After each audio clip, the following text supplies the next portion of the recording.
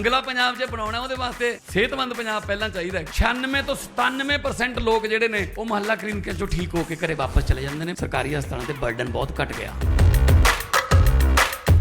ਮੁਹੱਲਾ clinic ਜਿਹੜਾ ਬਣਿਆ ਹੋਇਆ ਉਹਦੀ ਬਿਲਡਿੰਗ ਬਹੁਤ ਅੱਛੀ ਬਣੀ ਹੋਈ ਹੈ। ਉੱਥੇ ਸਭ ਤਰ੍ਹਾਂ ਦੀਆਂ ਫੈਸਿਲਿਟੀਆਂ ਦਿੱਤੀਆਂ ਹੋਈਆਂ ਸਰਕਾਰ ਵੱਲੋਂ।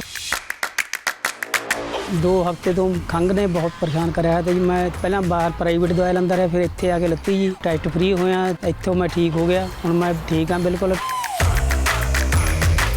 शानदार मुहल्ला क्लिनिक है, सफाई है और डॉक्टर उन्होंने जी दवाई लिखनी है वो कंप्यूटर च ऐड कर देंगे ने, जिथे दवाई लैनी है उत्थे तक कंप्यूटर पहुँच जाती है। टोटल पेपरलैस है।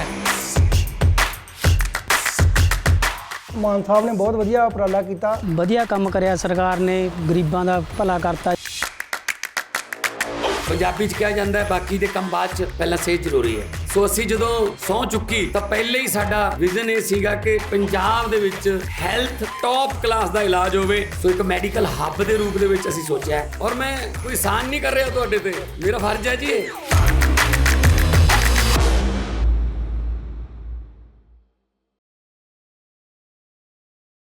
बिलासपुर में स्वतंत्रता दिवस के अवसर पर जिला स्तरीय समारोह का आयोजन किया गया, जिसमें खेल मंत्री यादविंद्र गोमा ने बतौर मुख्य अतिथि शिरकत कर झंडा फहराया और सलामी ली।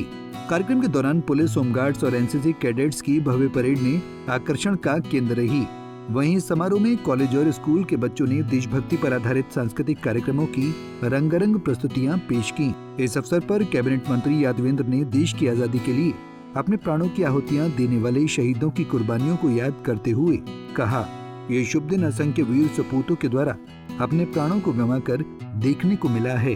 स्वतंत्रता सेनानियों ने निम्न स्तर से उच्च स्तर तक अपने अपने तरीके से स्वतंत्रता संग्राम में महान योगदान दिया है, जिनकी कुर्बानियों को देश कभी नहीं भूल सकता।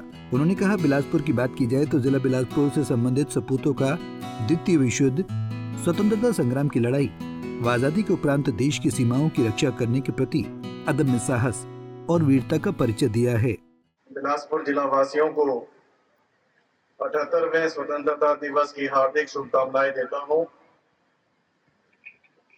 कई वर्षों के कड़े संघर्ष के बाद अनगिनत बलिदानों के फलस्वरूप 15 अगस्त 1947 को हमारा देश गुलामी की बेड़ियों से आजाद हुआ था। इस पावन सुअवसर पर सबसे पहले मैं उन महानायकों को श्रद्धांजलि अर्पित करता हूं, उन्हें श्रद्धा सुमन अर्पित करता हूं, जिन्होंने देश की आजादी के लिए अपने प्राणों की आहुति दी। हम उन वीर पुरुषों को भी, जवानों को भी श्रद्धा सुमन अर्पित करते हैं, जिन्होंने देश की सीमाओं की रक्षा और आतंकवाद के खिलाफ लड़ाई लड़ते लड़ते अपने प्राण न्यौछावर किए।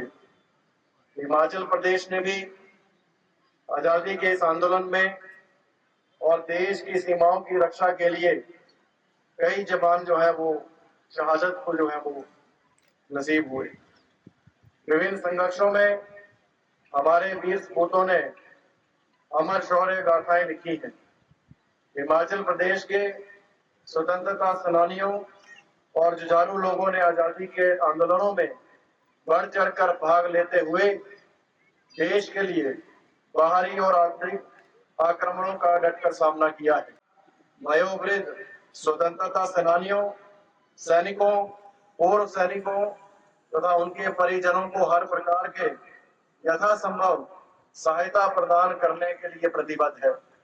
हिमाचल प्रदेश जब अस्तित्व में आया उस समय कई चुनौतियां थी, लेकिन हिमाचल प्रदेश के मेहनती और ईमानदार लोग बुलंद हौसलों के साथ, विकास के साथ आगे पथ पर बढ़ते रहे। हमें गर्व है कि हिमाचल प्रदेश आज दूसरे पहाड़ी राज्यों के साथ विकास का आदर्श बनकर उभरा है। हमारी सरकार का संकल्प है कि हिमाचल आर्थिक रूप से आत्मनिर्भर बने और आने वाले 10 वर्षों के भीतर देश के सबसे अमीर राज्यों में सूची में जो है वो शामिल होगा। चुनाव के दौरान हमने लोगों को 10 गारंटियां दी थी, जिनमें से हमने अभी 2 साल का कार्यकाल होने को जा रहा है, उसमें हमने लगभग 5 गारंटियों को जो है हमने पूरा करके अपना वायदा जो है वो निभाया है। हिमाचल प्रदेश कर्मचारी चयन आयोग में युवाओं के भविष्य के साथ हो रहे खिलवाड़ को देखते हुए सरकार ने इस आयोग को बंद करके भर्तियों में पारदर्शिता सुनिश्चित करने के लिए हिमाचल प्रदेश चयन आयोग का जो है वो गठन किया है। मई 78 में स्वतंत्रता दिवस के अवसर पर चंबा के ऐतिहासिक चौगान में भी जिला स्तरीय कार्यक्रम का आयोजन हुआ, जिसमें शिक्षा मंत्री रोहित ठाकुर ने बतौर मुख्य अतिथि शिरकत कर परेड की सलामी ली। इस मौके पर पूर्व मंत्री आशा कुमारी सहित सदर विधायक नीरज नैयर भी मौजूद रहे। इस दौरान शिक्षा मंत्री रोहित ठाकुर ने समस्त चंबा वासियों को स्वतंत्रता दिवस की शुभकामनाएं दी।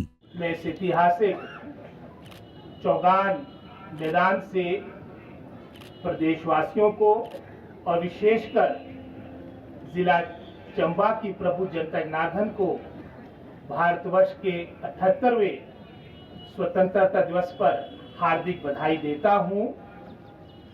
आज का दिन हम सबके लिए कितना महत्वपूर्ण है, इन सभी बातों से हम परिचित हैं। सैकड़ों सालों के संघर्ष, परिश्रम और बलिदान के उपरांत हमें 15 अगस्त 1947 में आज़ादी मिली थी और आप जानते हैं कि ये मात्र सालों का संघर्ष नहीं, 2 शताब्दियों का संघर्ष था और बलिदानों की एक लंबी फहरिस्त हमारे समक्ष है। और अंत में हमारे राष्ट्रपिता महात्मा गांधी जी की अगुवाई में वो दिन हमें नसीब हुआ जब पूरा भारतवर्ष आजाद हुआ है। आज के इस पावन दिवस में हमें अपने सभी स्वतंत्रता सेनानियों को, जिनके बलिदान, सर्वोच्च बलिदान से हमें आजादी प्राप्त हुई, उनको श्रद्धांजलि देनी है, उनको नमन करना है और साथ ही साथ उसके उपरांत इस अवधि के दौरान जो हमारे वीर जवानों ने भारत की रक्षा के लिए सर्वोच्च बलिदान दिया, उनको भी आज के इस दिवस पे याद करना, हमको स्मरण करना है। और हिमाचल प्रदेश हमारे प्रदेश के लिए गौरव की बात है, जहां हमारे प्रदेश को देवभूमि के रूप में भी जाना जाता है। साथ ही साथ हमारा प्रदेश पूरे भारतवर्ष में वीरों की भूमि के रूप में भी जाना जाता है और सर्वाधिक गैलेंट्री अवार्ड्स, वीरता के पुरस्कार हमारे प्रदेश के वीर सैनिकों को प्राप्त हुए। लगभग ये संख्या 848 के आसपास बनती है। चाहे हम परमवीर चक्र की बात करें, मेजर सोमनाथ शर्मा जी से लेकर हमारे कैप्टन बत्रा तक, ऐसे हमारे 4 से अधिक शहीद थे जिन्होंने अपना सर्वोच्च बलिदान दिया। और आज मैं समझता हूं जो आज हम निश्चिंत होकर अपने कार्य में लगे रहते, उसका कारण हमारे जो मैं समझता हूं बॉर्डर है, उसकी सुरक्षा के लिए जो दिन रात हमारी सैनिक तैनात रहते हैं, हम उनको भी आज स्मरण करते, उनको भी याद करते हैं। जहां मैं आज़ादी की बात कर रहा था, 78 साल की अवधि में हिमाचल प्रदेश ने भी एक लंबी, मैं समझता हूँ, विकास की यात्रा तय की। और विशेषकर अगर हम जिला चंबा की बात करें, हमारा जिला चंबा उन अग्रणी जिलों में था जब हिमाचल प्रदेश का गठन हुआ 1940 और 50 के दशक में। आपके मात्र 4-5 जिले थे, जिसमें हमारा जिला चंबा भी उसमें शुमार था। विकास के दृष्टिकोण से हमारे प्रदेश ने पिछले 78 सालों में काफी, मैं समझता हूँ, काफी कार्य किया है। जहां मात्र 8% के आसपास आपकी साक्षरता दर थी, वो बढ़कर 83% हो चुकी है। हर व्यक्ति की औसत आमदन हमसे जुड़े रहने के लिए हमारे YouTube चैनल को सब्सक्राइब करें और नई वीडियो की नोटिफिकेशन के लिए बेल आइकॉन को दबाएं। अगर आप ये वीडियो Facebook पर देख रहे हैं तो लाइक जरूर करें और ज्यादा से ज्यादा शेयर करें। इसी तरह के और भी अपडेट्स के लिए फॉलो करें हमारा Instagram पेज himachal.k3।